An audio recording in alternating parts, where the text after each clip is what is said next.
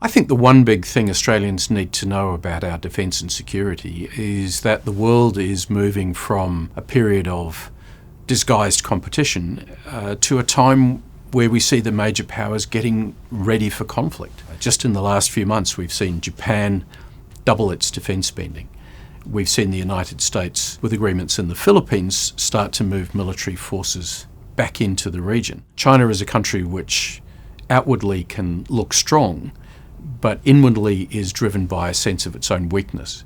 A weak China can be a military risk to all of us if what Beijing thinks it has to do is to strike to take over Taiwan. I think we're now at a point where the region is closer to war than we have been for decades. If there's one big thing Australians should be thinking about is that there are threats to our country. One of the biggest threats that we face is complacency. We can't pretend that there aren't threats to our nation through economic coercion and physical threats. So I think we need to get over this belief that geography will protect us from all threats and challenge the complacency that is present in some bits of the Australian society. Many people in the public probably don't know about a export control law that was passed by the Biden administration, which effectively blocks China from access to American manufactured semiconductors and the ability to fabricate those semiconductors. The United States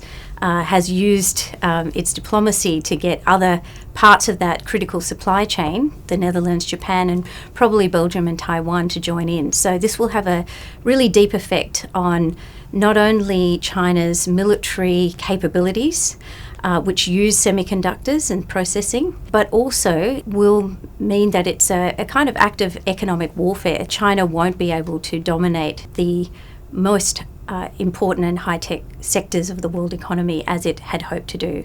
One of the growing concerns that I have for Australia, in fact for all communities around the world, is the influence and the opportunities of artificial intelligence to be used really for good, but also in pervasive fashion. So with the ChatGPT and the other AI capabilities that most of us don't even know about, the ability for nefarious actors to undermine community values and spread misinformation is, to me, one of the biggest concerns.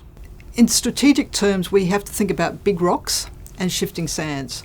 So the big rocks are around China. China has reached that tipping point in its demography, which means it's effectively a declining power. And we shouldn't think that they're going to behave like what we've are used to as a great power in the past, because we're now in an age of less risk-averse great powers. We see that with Russia and Ukraine. Same sort of ideas, consolidation, and a sense of entitlement which go with it as well.